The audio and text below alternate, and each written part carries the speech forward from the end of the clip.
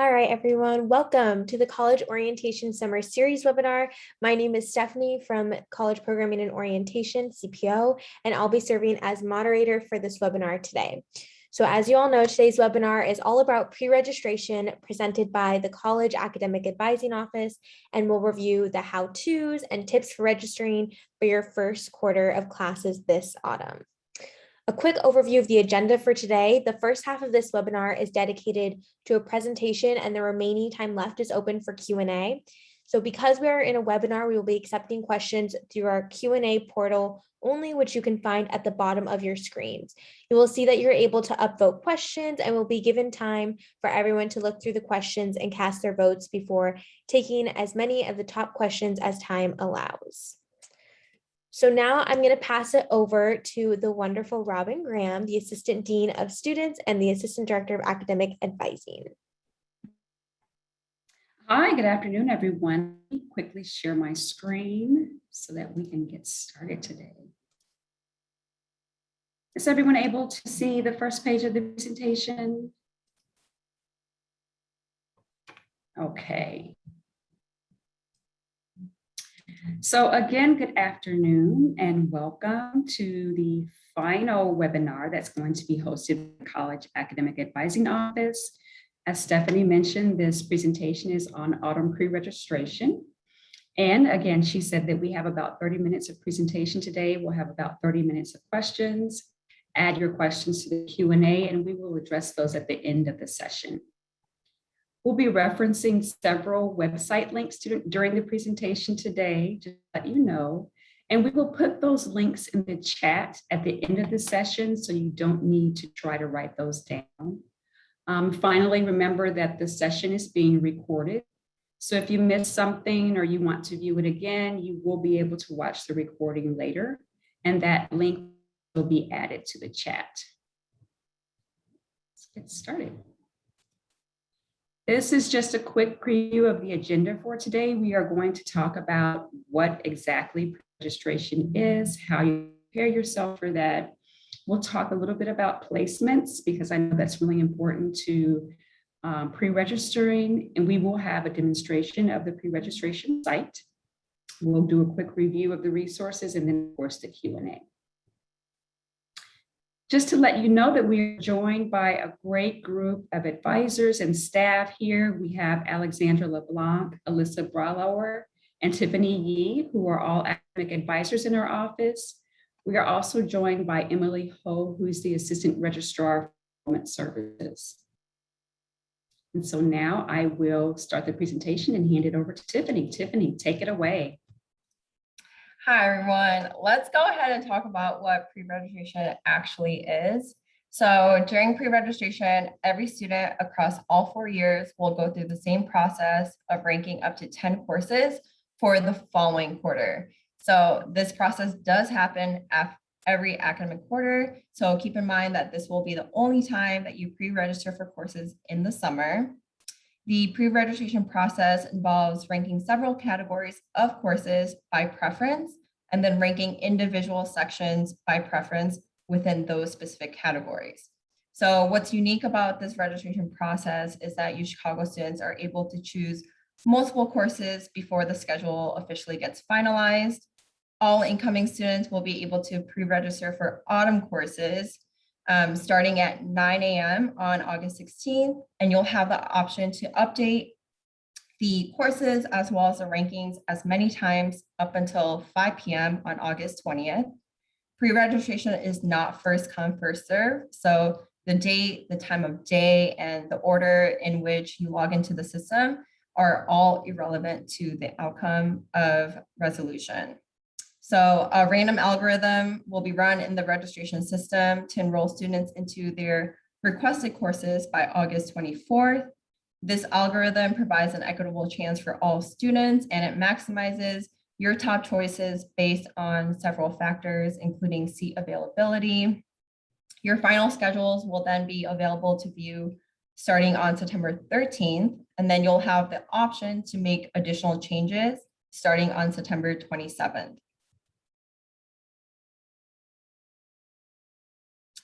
So if you have not already, please go ahead and make sure that you do meet with your assigned academic advisor by next Friday, August 13th. Failing to meet this deadline will place a hold on your account, which will prevent you from participating in pre-registration. If you're unable to participate in the process, you will need to wait until ad drop opens on Monday, September 27th. I will now pass it to, I believe, Alyssa. Hi, everybody. So in addition to meeting with your advisor and reviewing the curriculum, there are a number of ways to prepare and plan options for your course schedule ahead of the date when you actually pre-register on August 16th. So if you haven't yet, please watch the overview of the core webinar that was held on July 19th. And again, we will be sharing a link to all of the webinars so far in the chat at the end of our presentation. And then similarly, you'll want to be sure to review the new student advising website, particularly the information under the first quarter schedules heading. This page will provide samples of first quarter schedules that are common for humanities, social science, and science majors, as well as students who are interested in the pre-health track. I also want to encourage you to read through the frequently asked questions page because it has an overview of some commonly asked questions like, should I take Soc and Hum at the same time?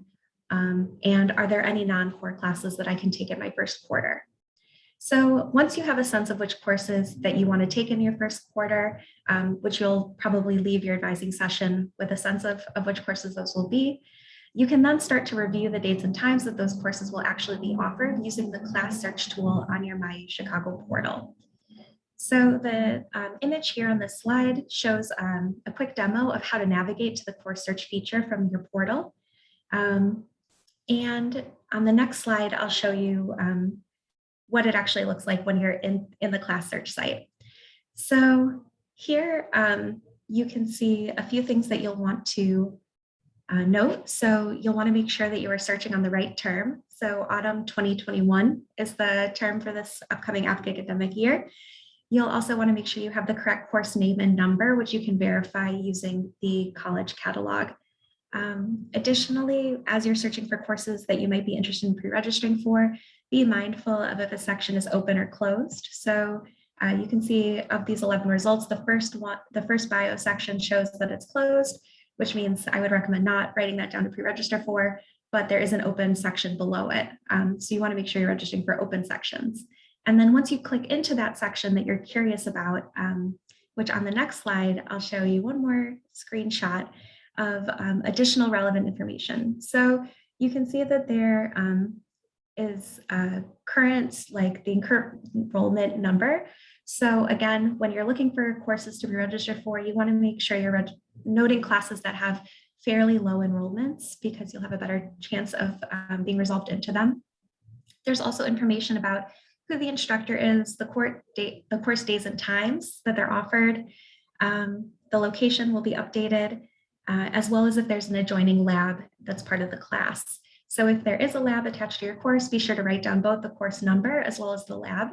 And through this view is where you can also see the course evaluations and evaluations through, or student evaluations through the course feedback link. And so as you plan to plan your courses, I also wanted to just share a few tips that can help resolve you to a schedule that you're happy with. So be sure to request alternative and backup courses. Request alternative sections of a particular course. So a range of different times and dates for that particular course. Rank classes based on your course priorities and which courses you're required to take for your prospective major. Avoid ranking courses that meet at the same time. And be sure to check if the course has any prerequisites or any qualifiers, like if it's only open to third or fourth years. And then next, I'm going to turn it over to Tiffany. So in preparation for pre-registration, as Alyssa just mentioned, please be sure to review the catalog and check for any course prerequisites. If you don't meet the specific prerequisites, but you still bid on the course, you will not be resolved into that specific course. In addition to Hume, it's also common for students to take math and 1 to 2 additional courses during their first quarter. Keep in mind that 3 courses are required and a 4th course is optional. However, it's important to review specific major requirements because some students will be required to enroll in 4 courses during their first quarter. Another great resource to utilize is the course evaluations, which are available in the class search feature in your my.uchicago portal. These evaluations include information about the specific course and the instructor, as well as any course assignments and/or tests. Every evaluation will be different, and it will only provide data from students enrolled in those specific courses. Here is a screenshot of what you can find on the catalog. At the top of the page, each program will have a hyperlink to the summary of requirements. Here, you'll be able to view the general education requirements as well as major specific requirements.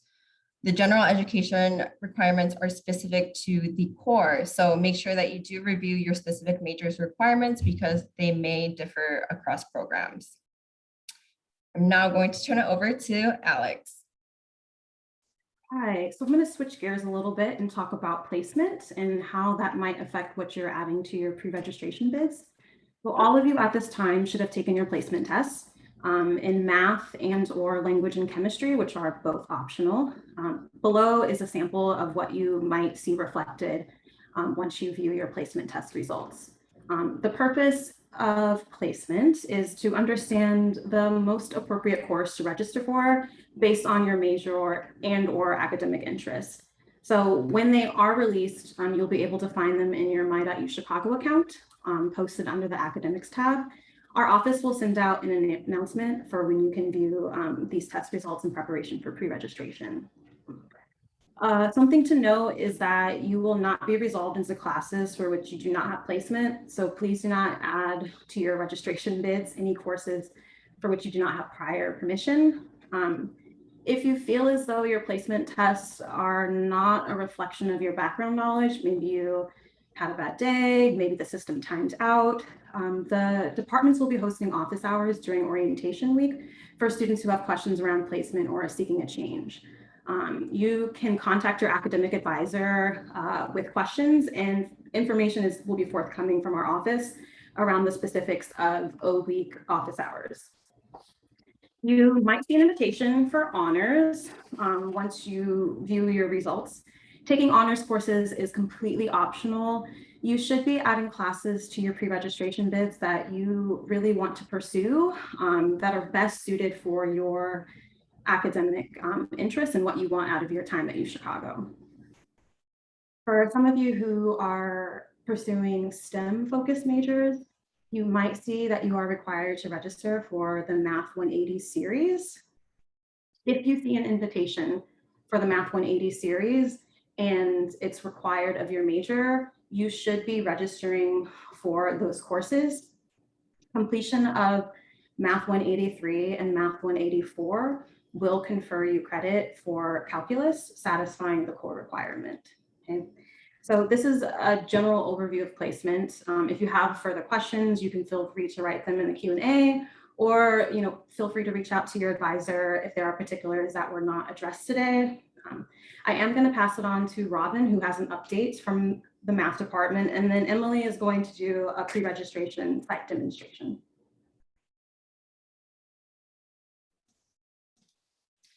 Okay, so I just wanted to add a word about math placements because I know this is an area that can be quite confusing and everyone's situation is really different.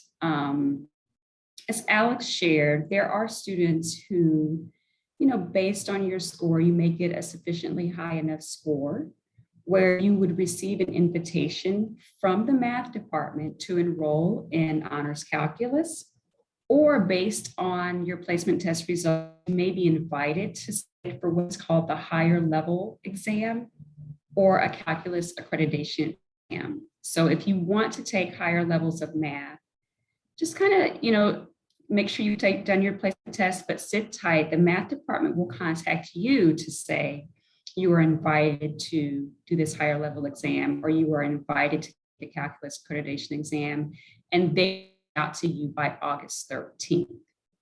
They are also hosting a webinar on August 16th for students who want to go even deeper and learn more about math placement. So again, if you are interested in taking higher level math, math beyond calculus, and you want to be able to talk to math faculty, you want to be able to ask questions, you want to learn more about what those higher level courses are, I would strongly encourage you to attend the math placement webinar on August the 16th. All of the faculty will be there who will talk about the placement options and the higher level test options. And again, we will have that link for you at the end of this presentation. And again, as Alex mentioned, if you want to discuss a change of placement for math, the math department has a process by which they make those changes. They will work with the academic advisors to schedule consultations with you if you need to make those placement changes after schedules are finalized. So there will be more to come on that. Sit tight. We will definitely provide you with the information that you need to know in order to make sure that you are in the right math course. Okay. Now I'm going to turn it over to Emily, who will do a demonstration of the actual pre-registration site. So I'm going to stop my share and turn it over to her. Great, thank you, Robin. Hopefully everyone should be able to see the pre-registration or the My.U Chicago landing page here. But what I wanted to do today was just take you through what the pre-registration process will look like from the student's end. All of you should have already participated in the humanities pre-registration, so this will look relatively familiar.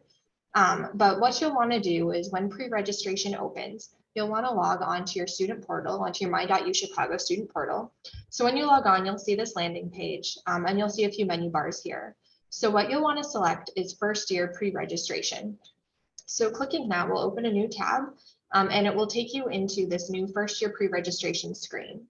Similar to when you registered for your humanities, it has a survey for you to answer.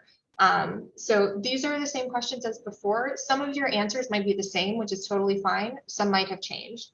You might have decided that you actually want to be in 400 units this quarter, or maybe you've added a different academic interest and want that recorded.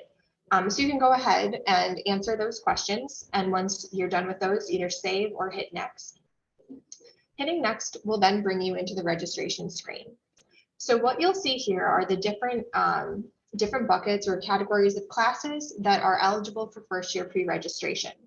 So you can see that you have two options for each bucket. One is to skip the group and the other is to rank the group. So if you know that you want to take a social science core section and that's your top choice, you would rank that one. Math, you can go through, rank them, etc. If you know you don't want to take a language, you can skip group. And so forth.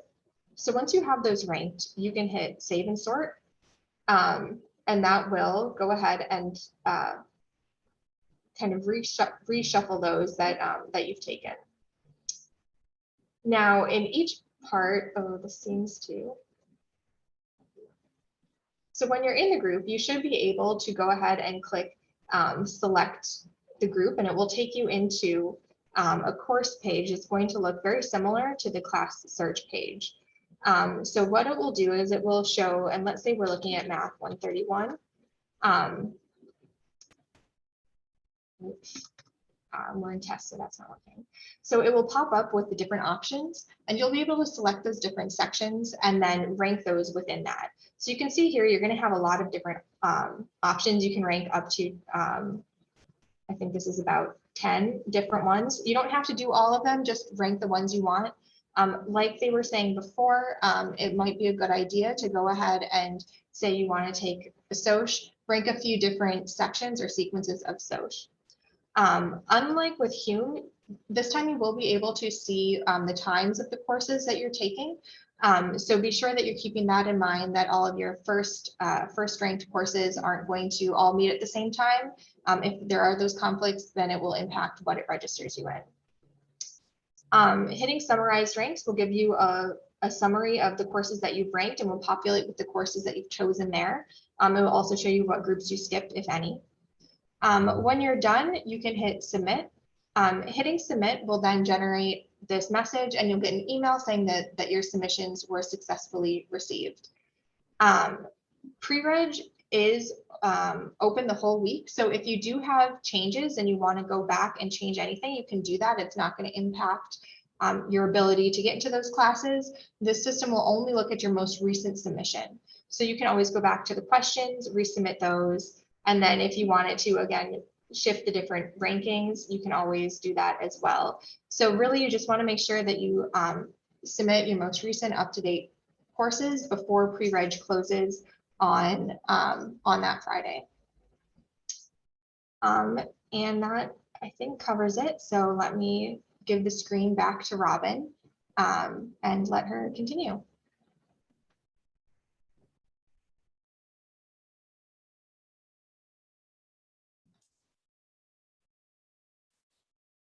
Okay, can you all see my screen again?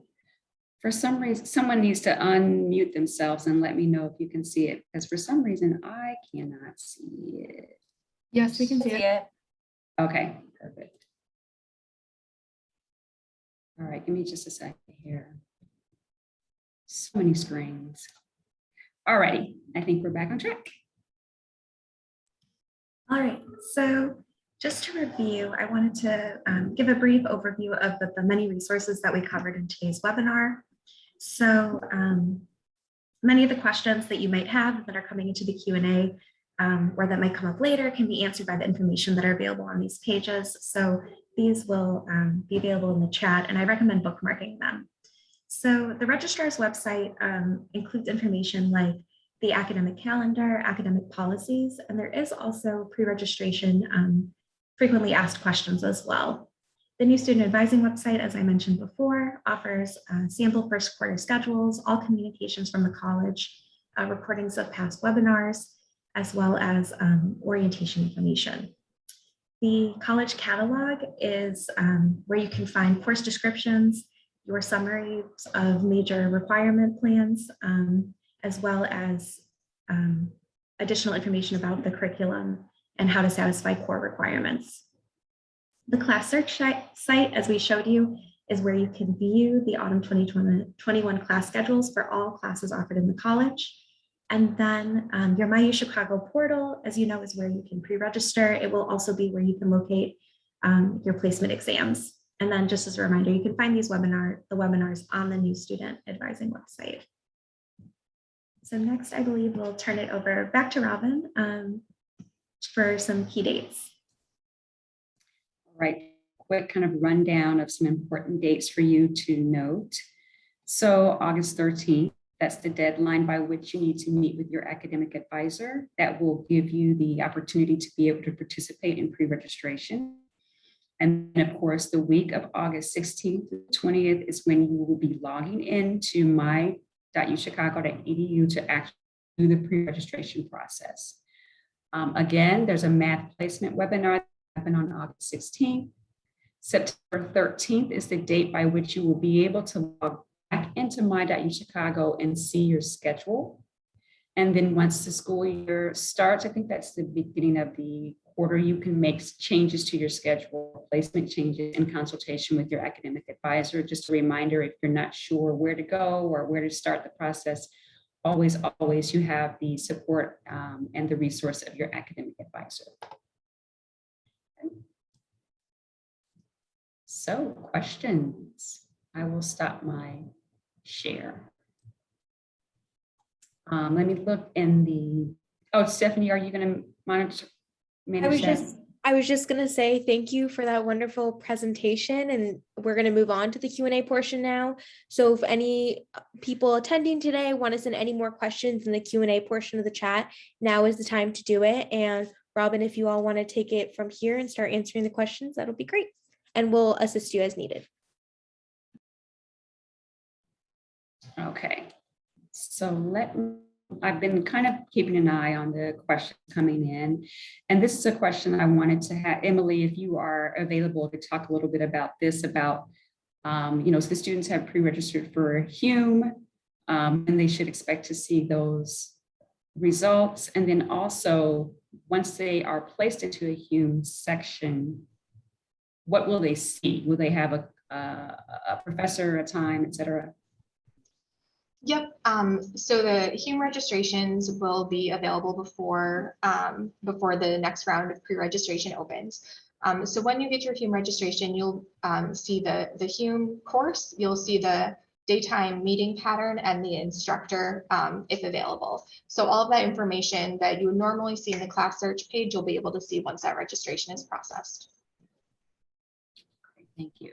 And this is a question that comes up often, first years, but then also upperclassmen as well. Which classes should we prioritize and rank the highest? So how do students know how to prioritize and rank their classes? And advisors, anyone can feel free to jump in. Or Emily. I'll leave it to advising on that one.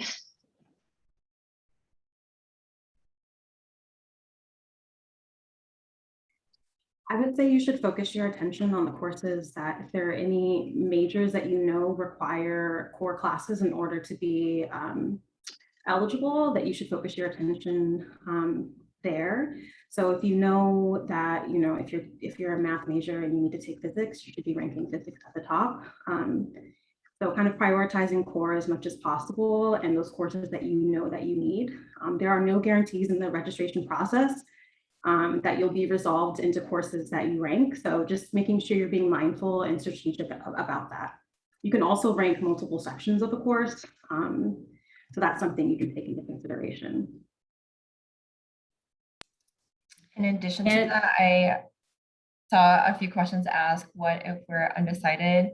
Definitely go ahead and prioritize as many core courses as you can, just because it is recommended that students do finish the majority of the core courses by the end of their second year. So if you do want to focus on core during your first year as you're trying to figure out which major you want to pursue starting in your second year, that would be a great option. Or you could always prioritize as many core courses as you can in your first year while exploring other majors as potential electives each quarter.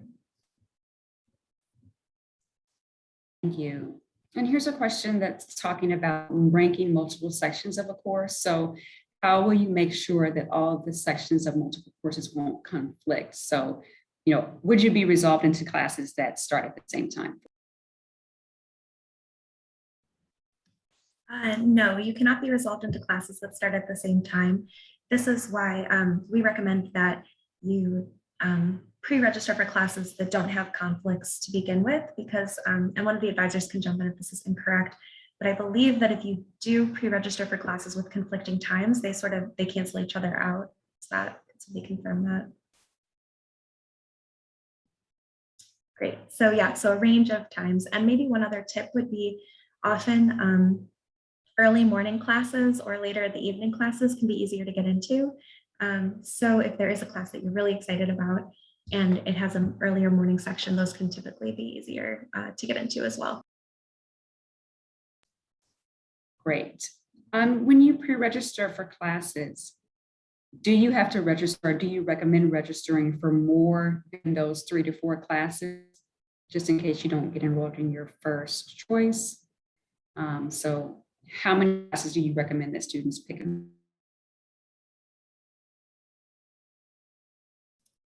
So this is my personal opinion to my pool of students, so other advisors can jump in. But if you are looking to pre-register for 3 courses, I always recommend adding a 4th optional course as a backup if you don't get into your top 3 courses that you're trying to get into. So usually just add in 1 additional course on top of the 2 to 3 or 3 to 4 courses you're trying to enroll in. Yeah, at minimum, you need to be registered for 3. You should have backup options. When you go into the pre-registration portal and you're looking at classes, you might actually see that there are some seats taken up in different sections because returning students are going through that process and their schedules might have been resolved at that time. So you can think about, if there's a class with maybe a cap of 50 students and 45 seats have been taken up, maybe not rank that at the top. So thinking about your backup options with the information that's provided, because you do need to be registered for at least 3 classes. And someone asked, or a couple of people asked about when the class search site will be available. That is up right now, as far as I know. So you can already start to take a look at classes that are available. And then how do they differentiate between freshman courses and courses that are for upperclassmen? So when you're in the first year pre-registration screen, you'll only be able to select from courses that are tagged for first year pre-reg. So in the actual pre-reg screen, you'll know because it's the courses you can select from. When you're searching in the course search screen, that's going to show you everything. But there is something you can do when you're searching. And so when you're in that autumn screen, you can search by attribute. And so one of the things you can select there is college core requirements. So that's going to show you pretty much anything in that is going to be something that's eligible for first year pre-reg. There are going to be a few other courses outside of the core that are eligible. And those again will show up under the other bucket when you're in the screen. I'm not sure though, I'll maybe bounce this over to advising if you have a list on the new student advising website of those non-core eligible courses. The new student advising website will have a list of the courses that students should be picking from those sections, so they can use that as a reference, absolutely. Here is a question about, let's see. What happens if you didn't register for humanities? If you did miss the deadline for Hume pre-reg, a random sequence will be assigned to you, hopefully by the end of this month. So dependent on your Hume sequence, you will also have your assigned house.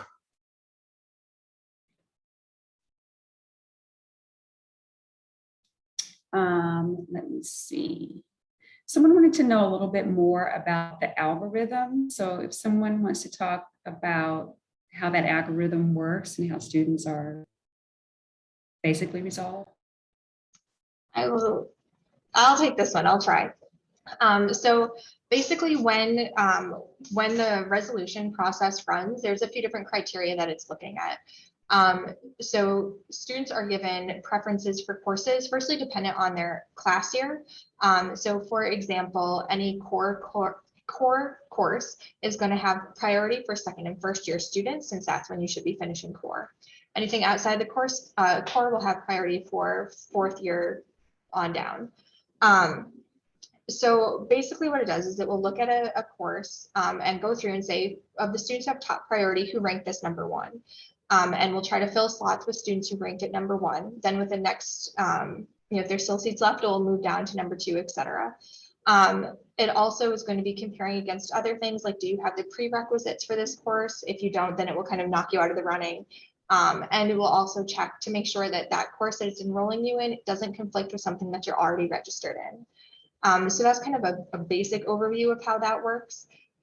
So yeah, really it's going to be looking at open seats, the class year priorities, and prerequisites and time conflicts.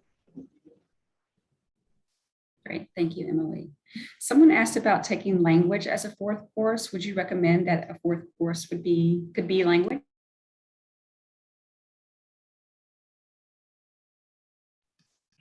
Yeah, I personally think that language is a great fourth course to take, particularly if you place above the first year sequence, so that you might only need one additional quarter of a language. So just as a recap, to fulfill the language requirement, you need the equivalent of the first year, a college language sequence, which is typically like a 101, 102, 103. So if you place in a 103 or above, that means you would just have to take that final quarter of the sequence to meet your requirement, which can be a nice way to complete it while that language is still fresh in your mind. Okay, someone said that they don't think they will be able to meet with their advisor until August 17th. So does that mean that they will not be able to use the pre-registration site? And the answer to that is, if you meet with your advisor during pre-reg week, you will be able to use the system. So plan on, if you can, meet with them prior to August 13th. If you have to push that meeting back into the week of pre-reg, try to do it early so that you can get it in. You will be able to use the system. And remember, there's no first come, first serve. So as long as you meet with your advisor and then do pre-registration prior to August 20th, your request will be recorded. Someone asked, do they have to register for labs? If your course requires a lab, you should be seeing that option to select the lab within the options when you're choosing. So chemistry, physics, I believe geoscience, they do require labs. So you should be able to rank your section for the time that you would like to. And then there are other courses where if there is a lab component, you might be assigned a lab. So, but you should be able to see it once you're in the system. This is a good question. Someone said, what if they are still undecided? So maybe undecided about their major or just not sure what classes they want to take. Where should they start?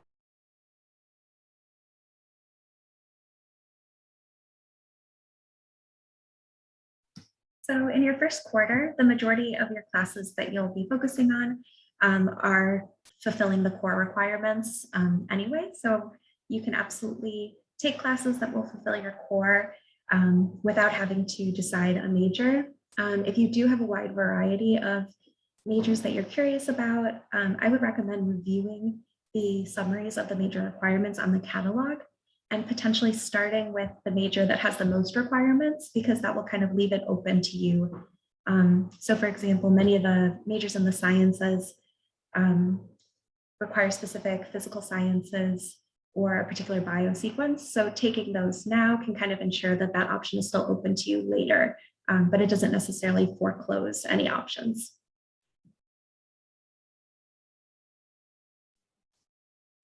Okay, someone asked, when will we have our placement results back, or when will they be able to see their placement results?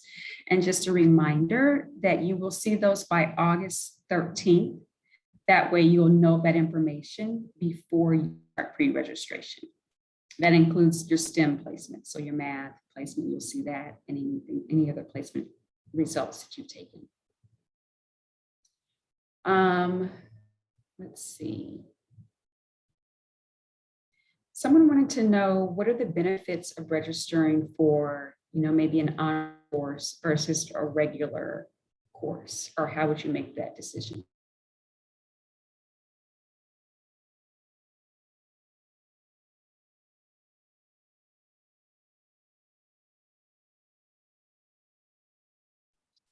I think really taking honors classes, like it is optional. Honors courses tend to be structured, like the pacing of honors classes tends to be a little bit faster.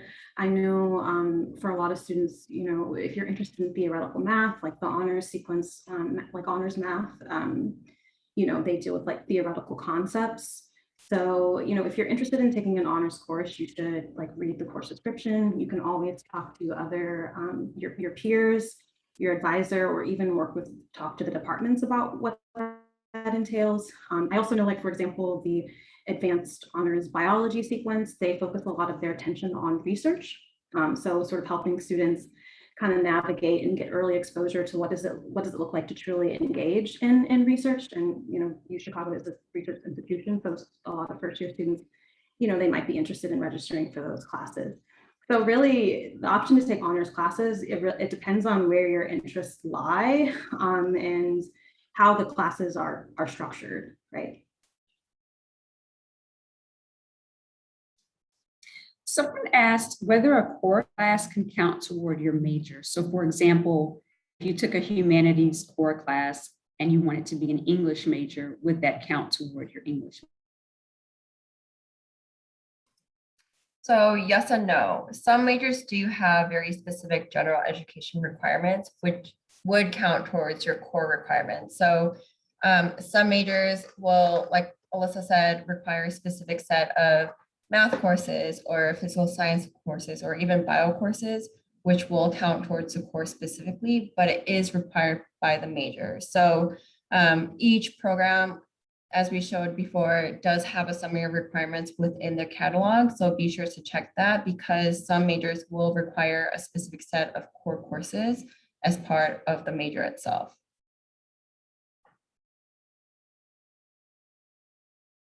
I can also add that there are some majors where core classes can be used for a major, but you cannot double count classes between your major and core. So you might find like for visual arts, there might be a core art class that can actually count for the major, but you cannot double count that with your core requirements. So you have to figure out a way to replace that course somewhere in there. Here's a good question about 300 or 3 courses versus 4. Someone said that they think they want to start off with 3 courses, but they are afraid that they might have to drop or change a course. Do you recommend that they should register for 4 classes so they have the ability to drop a course if needed? I feel like this is the most common question. This is great. Yes, if you are in a position where you're unsure of whether or not you want to take 3 or 4 classes, you should sign up for 4, and then you can always drop down to 3 if that class schedule is not a good fit for you. After week 1, adding into a class requires instructor consent. So add drop runs for the first 3 weeks of a quarter. After week 1, you need instructor consent to be added. So sometimes it's easier to be registered for 4 and drop versus having 3 classes, dropping down to 2, and then trying to add. Instructors have full discretion over their course seats. So if they feel as though you can't catch up to the coursework that was done in week 1 and they're not giving you permission to be added, in week 2 or even 3, then, you might find yourself in a position to be scrambling. So that's why, you should have backup options and be mindful of how you want to sort of transition and acclimate into, your time at UChicago. Maybe one thing I can add to that too. So one of the graduation requirements is that you need to graduate with 4,200 units of course credit. And so at minimum, that breaks down to 6 quarters of 3 classes and 6 quarters of 4 classes. So that's just to emphasize that it is completely appropriate to take 3 classes in your first quarter. You have plenty of time to still be able to meet graduation requirements later on.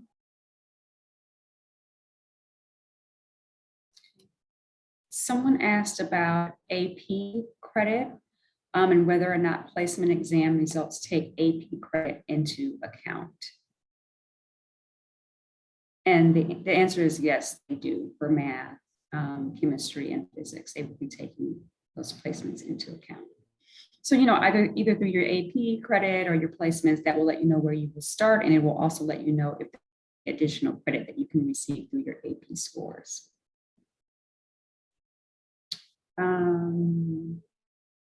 me see. Someone asked about taking more than 1 language. Is that recommended?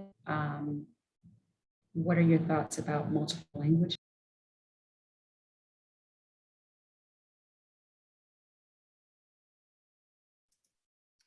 You're more than welcome to take as many language courses as you want, but definitely be mindful of your major requirements as well as your core requirements. Those should definitely be prioritized, and wherever you have room to take possible general elective courses, then you might be able to fit in those additional language courses. But for certain majors such as global studies or maybe even romance, languages, and literature, they might require multiple courses of a language. So that might be a little bit different. But if you are considering taking additional language courses as electives, I would maybe consider putting that on the bottom of the list in terms of prioritization. Someone asked if it was mandatory to take a language.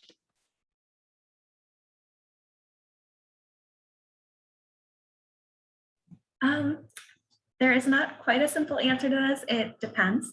So on the college catalog, there's a complete list of the multiple ways that you can fulfill the language requirement.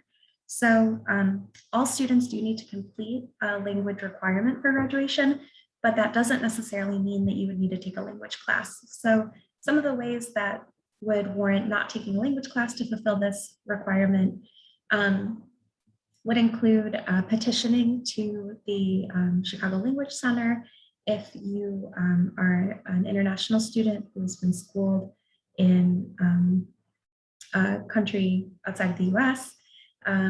Additionally, you can also take the competency exam in the winter. And the competency exam is open to students who have placed into the second year of a language. And you'll be getting more information about that, I believe, in the autumn quarter. And I will add a link in the chat for where the full list of language competency requirements can be filled in just a second. In addition to that, if you received a 5 on the AP and or the IB language exam, that will also essentially exempt you from the language requirement.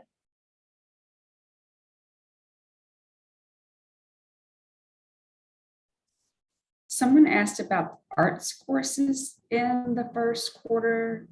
Are first year students able to take art in their first quarter?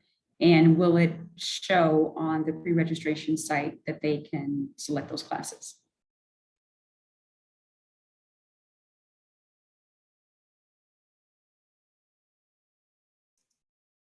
Because students are required to do at least one arts course for the core, you will be able to pre-register for it. For your first quarter, obviously it will be dependent on the algorithm and seeing if you're placed into it, but yes, you will have the option to rank an arts course or multiple arts courses.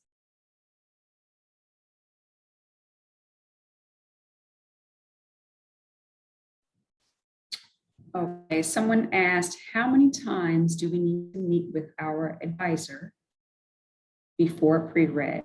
And then maybe could someone talk about just about how many times you meet with your advisor in general over your first year?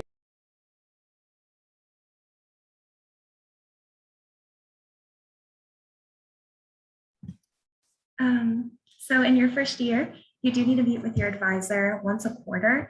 Otherwise, a hold will be placed on your account that prevents you from registering, similar to summer. So and then beyond that, it is optional how many times you meet until the first quarter of your fourth year. But if you enjoy meeting with your advisor, we enjoy meeting with you all. So, so many students do continue to check in throughout the quarter or stay in contact via email. But the required meetings are once a quarter throughout your first year. Someone asked, is it possible to take 5 courses in a quarter? It's a good question.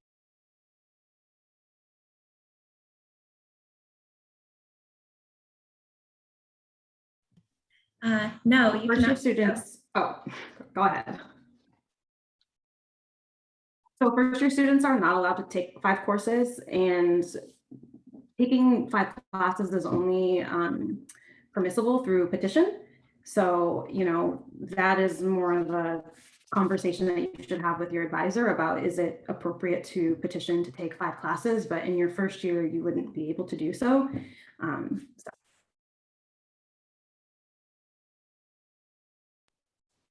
Okay, someone wanted to know, what if they didn't send their AP scores? Is that okay?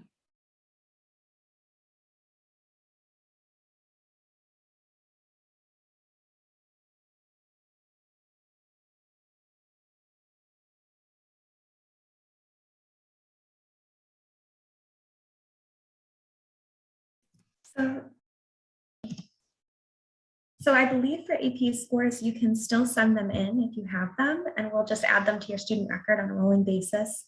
If you don't have AP scores to send in, then that is completely fine. And a full list of what credit you would be eligible to earn, if any, for AP or IB scores is available in the catalog. I'll also add a link to that in just a second.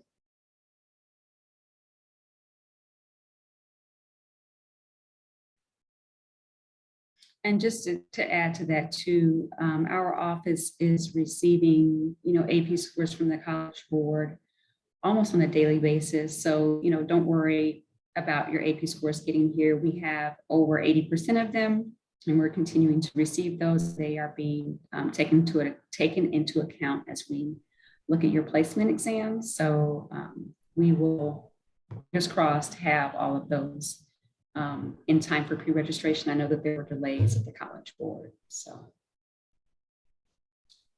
Robin, just to jump in quick, I know we were having a little bug with the pre-reg screen I was showing before, which we've since fixed. So if we have time, I can share my screen again and just show what the actual course selection screen looks like.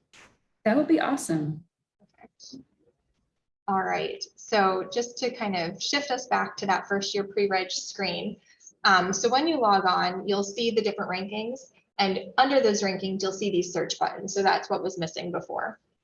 So when you click the search button here, what it will do is it will bring you into this screen that will show you all of the different options that you have for that particular category.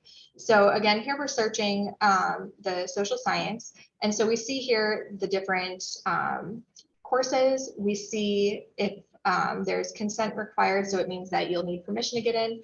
And you can see the teacher and the daytime meeting patterns. So let's say that you're really interested in taking power and you like this meeting time. What you do is hit add here, hit yes, and then we'll add that and you'll see it populate there. And so like they were saying before, you probably want more than just one choice in case that class fills up. So here you can hit search again. And let's say that your second choice is self, culture, and society. You like this daytime meeting pattern, hit add there. And it will add. And again, within these categories, you'll be able to summarize or to rank which section specifically you want. So if you decide that you actually want, say, it's self more than power, you can change that to rank number 1. That will change to 2. And again, you can save and sort and then hit summarize ranks. And once you have that filled out, this will give you just a quick snapshot of everything that you're submitting. So you can see that you're putting social science core as your top choice. And under that, self is choice number 1 and power is choice number 2. So again, you can go back in and make those changes at any time. When you're happy with what's up there, you can hit submit. And again, you'll get an email message summarizing your rankings and confirming that we've received them. All right, just wanted to make sure everyone got a chance to see that since we got it fixed. So thank you for letting me interrupt your Q&A for that. So I'll throw it back to Robin now. Thank you, Emily. And then also just to remind folks in the room that the Registrar's website has a great step-by-step drop-down list of how you pre-register. So if you didn't catch anything that Emily shared today, or you missed the recording or whatever, please, you can visit the Registrar's website for step-by-step instructions. I'm going to put all of the links that we talked about in the chat in just a moment so that you will have a link to the college website, Registrar's website, and the information about the math webinar. There will be a link in the chat where you can actually register for that webinar. So I think we'll maybe just take one or two more questions, and then we will wrap it up. So students are saying that they're seeing remote and in-person classes on the class search site. And I don't know, Emily, if this is something that I want to address. I mean, classes are in person, as far as we know today. Classes are going to be in person in the fall. So students should be primarily focusing on ranking those in-person classes. Is that correct, Emily? Yes, that's correct. I think most of the remote sections will be labeled consent only, meaning you need specific permission to be in them. And for the most part, these are going to be set up for international students who are unable to obtain a visa and get onto campus in time. So as you're going through and doing registration, avoid the remote ones. If you're concerned as to whether you'll be able to make it to campus as an international student, talk to your advisor about options. But as far as the requests, good rule of thumb is if it has that consent required tag, don't bother requesting it because it won't enroll you without those permissions. Okay, hopefully everyone is able to see. Thank you, Emily. Hopefully everyone is able to see the links that we discussed today in the chat. I would say, take a moment to, make a copy of the links for your own personal use. And then Whitney or Stephanie or Katie, someone asked about whether the information that came through the Q&A or the chat would be available to students. I'm not sure of that. Maybe you can speak to that. Correct me if I'm wrong, Whitney, but I believe they'll just have to rewatch the recording and they can look for their questions and when it was answered. And we can download the Q&A, it looks like, and so they can have access to it. Okay, great. Well, thank you all for that so much. Really quickly, do you all mind answering this question? It looks like a lot of students have this question. When can we access the My Planner feature in My U Chicago portal? You should try to take a look now, because I want to say that students have access to that right now. But Emily, do you know if that is different? I know that last year students didn't have access until the first day of the quarter since it was based on start term. So yeah, I see somebody said some people do, some people don't. Those who maybe are taking summer classes have access already since they're term active, whereas others might need to wait till the first day of the quarter. Again, caveat, that's how it was last year, but I'm not sure if they're doing anything different with it this year. Okay. Okay. So yeah, it seems like things are kind of trickling in. You know, you want to give a check back if you want to see, you know, if something is available. Okay, someone's saying it's not available for them. So keep checking back. I mean, My Planner is less important at this point anyway. Really, it's just a matter of going through pre-reg right now. And when you start the school year, meet with your advisor, you'll talk more about My Planner. Okay. Okay, awesome. Thank you. And one more quick question as we begin to wrap up. Can you quickly address the transfer credit evaluation process? Right. So if you're a transfer student, advising office is working to get you an updated and correct transfer credit evaluation. You will have that information by the time pre-registration starts so that you'll know what you need to register for.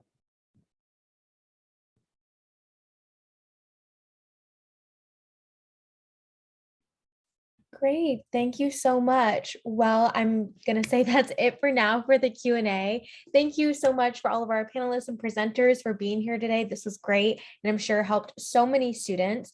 For all the attendees, thank you for your time as well. And like we mentioned, a copy of the recording and the Q&A will be posted in the communications from the college section of the orientation website. But if you have further questions, please reach out to College Academic Advising.